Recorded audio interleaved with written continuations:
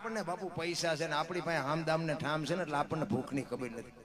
ભીખ માગવી કોઈ ન ગમે. પૈસા વાળા તમે શહેરમાં જાવ ને ઓલા માગણ બીજા એ અમને કઈક દે અમને કઈક દે કે આગળ જાવ આગળ જાવ આગળ ઠેઠ સુધી તારા જેવા છે શા આગળ જાય ભોગાવામાં. તું એક બટકું આવડું મોટું ઘર લઈને બેઠો છો પણ એને ખબર જ નથી ભૂખ શું કહેવાય.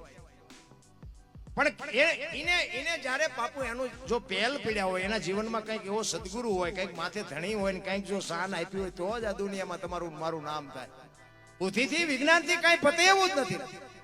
તમે વિજ્ઞાનથી છે ને બાપુ તમે એન્જિનિયર બની શકો, ડોક્ટર બની શકો, વકીલ બની જાઓ, મેજિસ્ટર બની જાઓ, ધારાસભ્ય બની જાઓ, વડાપ્રધાન બની જાઓ, હારો માણાનો બની શકો.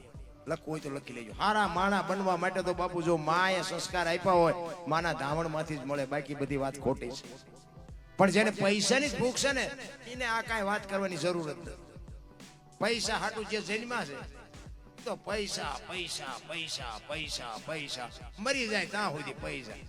એમાં કઈ સહેજ એક બાપા હતા ને શૈલી અવસ્થાએ હતા ને તે બોલી નહોતા છોકરા ફરતા ફરતા ઉભા આમ આમ કરે હાવા આવા. છોકરાને એમ થયું કે આઈન પર હાથ કરે છે આઈન પાસે પૈસા પૈસા ડાયટ્યા હોય બાપા. એટલે ડોક્ટર બોલાવ્યા. ડોક્ટર ને કે અમારા બાપા કઈક બોલે એવું કરો ને આઈન પર હાથ કરે છે કઈ કહીશે. એ કે 5,000 રૂપિયા થાય છે ઇન્જેક્શન. એ કે ભલે 5 થાય પણ આઈન પર કઈક છે તો ખરું. ઇન્જેક્શન ઠપકાર્યું. એ કે હું કહેતા બાપા એ કે ઓલી હાવણી બળી દિવસ આવે છેલ્લે 5,000 નો ધુબો મારીને ગયા. બોલો નો ખાધું એ કોઈને ખવડાવે. છોકરાના 5 ઓછા કરાય. આને જીવન નો કહેવાય. આ તમને એવું લાગે છે કે જિંદગીમાં કોઈ કીડિયારું પૂર્યું છે? નો પૂર્યા. પણ એની માટે બાજુ માથે જો ધણી હોય ને તો બાપુ એક તમને રામાયણનો નાનો એક પ્રસંગ કહી દઉં પછી મારી વાણીને વિરામ આપું. ભીલની બાઈ સબરી માતંગ ઋષિ જેના ગુરુ મહારાજ અને ગુરુ મહારાજના એક જ શબ્દ ઉપર બાપુ તમે વિચાર કરજો. અમે આ મંદિરે ગયા 4 વેદની સ્થાપના કરી છે. મંદિરને મેં પ્રતિષ્ઠાનું આયોજન છે મેં જોયું મજા આવી મને બહુ. પણ સબરીને 4 વેદનું કે શાસ્ત્રનું કોઈ અનુભવ કે કોઈ એનું પુરાણને કઈ ખબર જ નહોતી. એક પશુ જેવું જેનું જીવન જંગલમાં રહેવા વાળી અભણ દીકરી. એના ગુરુ માતંગ ઋષિ કીધું બેટા અહીં બેહી જા વહેલો મોડો રામ આવશે. આ એક જ શબ્દ પકડીને બાપુ બેહી ગઈ અને રામ અહીંયા જેથી આવ્યા ને તેથી ચાંદીના પતરા જેવા વાળ થઈ ગયા. રામ ને લક્ષ્મણ જેથી સીતાજીની શોધ કરવા માટે નીકળ્યા અને પ્રકૃતિ રામનું ભજન કરતી હતી. ઝાડવાના પાંદડામાંથી રામ રામ રામ અવાજ આવતો હતો. લક્ષ્મણ પૂછે છે રામને મોટા ભાઈ આ કયો મલક આવ્યો? આ તો પ્રકૃતિ તમારું ભજન કરે છે. અને સંતોનું એવું મંતવ્ય છે સાચું ખોટું રામ જાણે પણ એક જગ્યાએ બેહી અને 3.5 કરોડ નામના તમે જાપ કરો ને એટલે ધરતીમાંથી અવાજ આવે ને દિવાલમાંથી અવાજ આવે. આવું મહાપુરુષો કહે છે. હવે એને 8-10 વર્ષની દીકરીને 70 વર્ષ સુધી રામનું નામ લીધું. કેટલા નામ થયા છે? હુકા પાંદડામાંથી રામના નામના અવાજ આવે. લક્ષ્મણ પૂછે છે મોટા ભાઈ કયો મલક આવ્યો? અહીં તો પ્રકૃતિ તમારું ભજન કરે છે. ત્યારે રામચંદ્ર પરમાત્મા કહે છે જો હામી ઝૂંપડી રહી ને એમાં એક ભીલની બાઈ મારા નામના જાપ કરે છે. તું જઈને જોતો. અને લક્ષ્મણ અહીંયા ગયો ને ભાઈ શેષ નાગનો અવતાર પરશુરામને પરસેવો વાળી દે પણ સબરીની ભક્તિ જોઈને ધ્રુજી ગયો ભાઈ. આને મારા ભાઈના નામ ઉપર આખી જિંદગી ઓળ ગોળ કરી નાખી. તેથી સબરી આમ નેજવા કરીને જોતી હતી કે મારા ગુરુએ કીધું પણ હજી રામ આવ્યા નહીં. મને દેખાતું નથી, સંભળાતું નથી.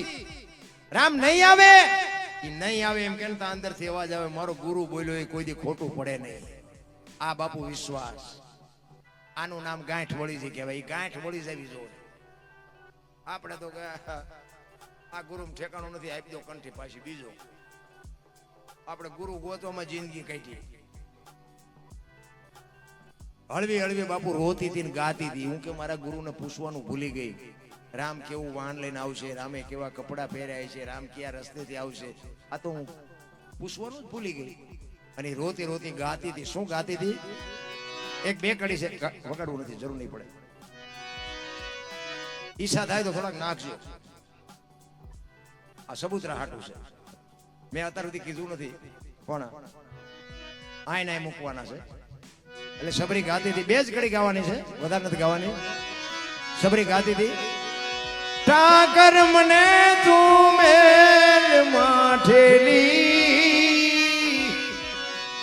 તું છો એ કાલનો બેલી અમે તારા અંગ કહેવાઈ બીજા કેના આશરે જાય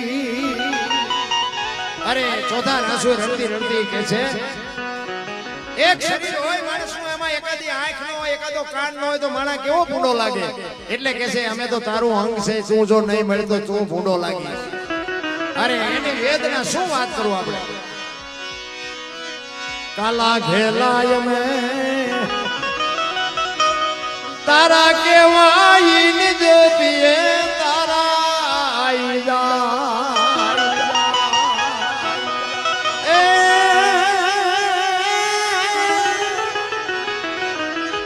તારી હારે મારે જૂનો નાતો આપણા બધાને છે નાતો પણ આપણે ભૂલી ગયા સબરી કે છે મારે ને તારે તો પેઢીઓનો નાતો છે તારી હારે મારે જૂનો નાતો હવે બીજે ક્યાં જાવું બાપ ઠાકર મને એ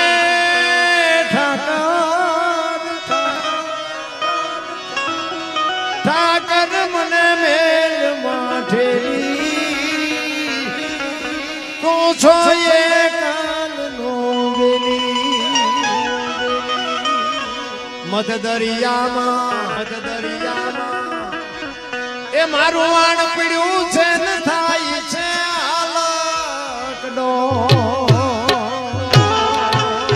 આપણા બધાના બાપુ હોડા હેલા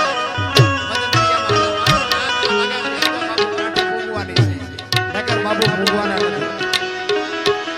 મધ દરિયામાં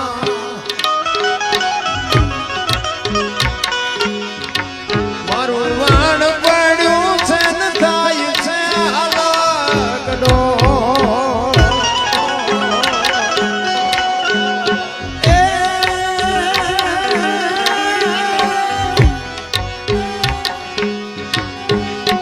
અમારા વાણનો ખારવો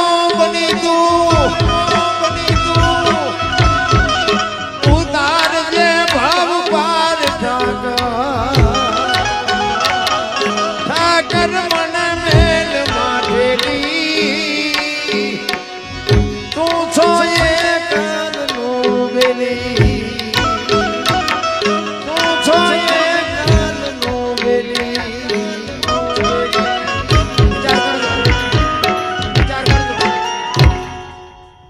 કોરોના આવ્યો ત્યારે બાપુ બધાના હોડા નહોતા હલતા ઓક્સિજન હતા પૈસાના ડટ્ટા હતા વાહન હતા ડોક્ટર હતા પણ બચાવી ન હોય આટલી જ વાર છે બાપુ એ તો મારા નાથને જેને લગામ હોપીને એ જ બાપુ આ દુનિયામાં રહી ગયા બાકી તો કંઈક ગલોટિયા કહી ગયા એમાં સંસારના સાગરમાં આપણા બધાના હોડા હેલા જાય છે પણ કોક મારા નાથની જો કૃપા હોય ને એ જ કાંઠે પૂગવાના બાકી કાંઈક ગલોટિયા ખાઈ ગયા કોઈ ન બચાવી કોઈ કરોડપતિના દીકરા હતા તોય ન બચ્યા અને જાજો ભાગ છે ને ઝૂંપડામાં લગભગ મર્યા જ નથી હારા જ ઉપાડ્યા હતા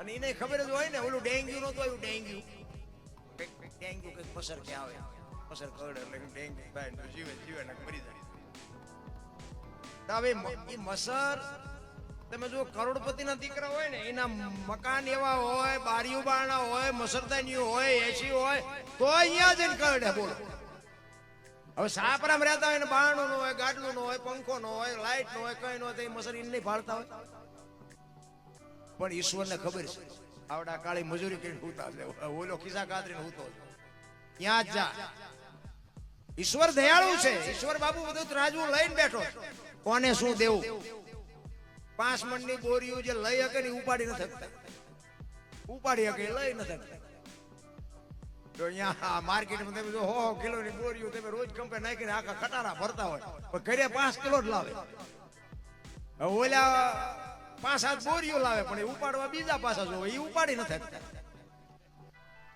આ ઈશ્વર તમે જો માગણ હોય ને માગણ જે ગરીબ માણસો છે ને ઈ તમને કહું આખી દુનિયાના માગીને રોટલા ખાતા હોય ગટરોમાં જ પાણી પીતા હોય પણ એને બાપુ આઠાની ટીકડી ન લેવી પડે.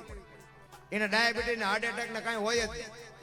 શું કામ એને ખબર છે કે આની પાસે રિપોર્ટ 18 રૂપિયા હોવા જોઈએ ને રિપોર્ટ. તમારા ઘરમાં શું છે એ ન ખબર હોય. આ પૈસા વાળા છે ને એ 8 દી બીપી મપાવતા હોય અને દવાખાના ડોક્ટર એક જ વાત કરે દાળ ભાત સિવાય કાંઈ ખાધું જ મર્યો. એટલે શું કરવા પૈસા? ઈશ્વર કે તું ભેગું કરી દીધા તને ખાવા નથી દેવું. રોગ જ એવા મોકલ્યા તમે ગમે એટલું ભેગું કરો તેમ ખાઈ ન શકો. ઈશ્વર બાપુ દયાળુ છે. ઝૂંપડામાં રહે છે ને એને બાપુ પમદીના રોટલા આજ ખાઈને તો હજમ કરાવી દે. ઓલા અમને જો 11:30 જમતા હોય ને જો 11:15 થઈ ગયા હોય ને તો પાછું હજમ કરવાની ટીકડી જોવે મરે તરત દવાખાને ઉપાડવા. તમે જુઓ તો ઘડિયાળના કાંટા જેવું થાય. આ એસી માં તમે જુઓ ને ગાડીઓ એસી, મકાન એસી, કારખાના એસી, જ્યાં જાવ ત્યાં એસી. ચેક તડકાના વાહન બાહન બગડ્યું હોય રોડ માં ઉભા હોય ને પછી ગાડી બે એવું ન હોય. ગાડી બગડી હોય બહાર ઉતરાય બહાર ઉભા હોય ને બાફેલા બટાટા જેવા લાગે. નકરા આખો દી 24 કલાક નકરા એસી માં રે. એમાં રસ્તામાં ગાડી બગડી હોય આપણો સકડા વાળો હોય એને બાપુ કઈ કઈ થાય ભાટ ભાટ ભાટ ભાટ ભાટ કરતો નીકળે. ગમે એવો તડકો હોય એને કઈ થાય. અને આવડામની ગાડી બગડી હોય ઝાડવાન સાયા ભાઈ ઉભા હોય બાપડે એમ જીવ શેક મરી જાય, જીવ શેક મરી જાય. બટાકા જેવા થઈ ગયા. આ આપણી સંસ્કૃતિ ખતમ કરી નાખી. આ બધા મોટા વડીલો બેઠા એને ખબર હોય. તમે જો આજનું વિજ્ઞાન કે ફિલ્ટરનું પાણી પીવો ને એસીનું પીવો ને પૂંછડાનું પીવો ને ઢોકળાનું પીવો. આપણા વડીલો આ ખેતી કરતા હતા ને એ વાવણી કરતા હોય ને ઓલા તલાવડામાં બળદિયાનું પાણી પાવા જાય ને આની પા બળદિયા પીતા હોય ને આની પા ઈ પીતા હોય. બળદિયા ભેગું પાણી પીવે ત્યાં કોઈ દી રોગ તો તેથી કઈ હતું નહીં. આવડા બધા સોંટ્યા છે કે આવડું આ પીવો તેથી તમે ઓલું પીધું એમાં તમે હાજા હતા, તમે પાયું એમાં મરવા પડ્યા. આપણા ગઢા આવડ ને બાવળ ને બોવડી ના બાપુ દાંતણ કરતા ઠેઠ સુધી સૈના શેરડી ખાધી. અત્યારે કે સિબાકા વાપરો કોલગેટ વાપરો થઈ જાય ગબ્યું જેવા મોટા. સંસ્કૃતિ ખતમ. આપણા ગઢાની કોઠાવું જ હતી ભલામણ પણ ગઢાને કોઈ સાંભળવા જ રાજી નથી. અરે બાપુ હું તો એમ કહું કે આવા ગઢા વડીલો બેઠા એની પાસે અડધી કલાક બેસજો. એની વાતો બાપુ જીવનમાં કાયમ આવશે. અને આની જરૂર જ્યારે પડે તમારી ગાડીમાં પંચર જ્યારે પડે સ્પેર વ્હીલ ન હોય તેથી આ ગઢાની વાતો બાપુ કોક દીક તમારે નોંધ કરજો. કોક દીક જો ઉપયોગમાં ન આવે તો આપણું નામ સંભાળજો. અને આ ક્યાંય તમને ગઢા વ્યાજ ગયા ને વાતો હોય કે સમજી લેજો ક્યાંય કોઈ નહીં વાત કરે, ક્યાંય સાંભળવા જ નહીં મળે. કારણ કે આ બાપુ માલિકોથી ઉગે છે. કોઈ નહીં ભણાવે, કોઈની પાસે કઈ છે જ નહીં. મતલબ છે ત્યાં સુધી બધા આવો કરવાના. અમે ગમે આ પ્રોગ્રામમાં જાય તમે કહી છે કે તમે અમને ત્યાં સુધી બોલાવવાના. આ ગઈએ કે ત્યાં સુધી પછી તમે નથી બોલાવવાના. હવે દરબાર જ્યાં ગયો કે બીજાને કહો એ ખબર છે. અમે તો અમારા હાટું આવી છે. અમે આખી રાત રાડ્યું પાડીને અમે એને કે મારા બાપ એકાદી રાડે મારી સાંભળજે. અમારે કોઈને વેરાગ નથી લાગવું. કહેવાનો મારો મિનિંગ એ છે કે અમે અહીંયા આવ્યા અને 5 જણાને મોજ આવી હોય ને એમ કે અમને મજા આવી એટલે અમને એમ થાય બસ અમારી રાત સુધરી જાય. બસ જય ભગવાન, બીજું કઈ છે નહીં. જય માતાજી, જય સિયારામ.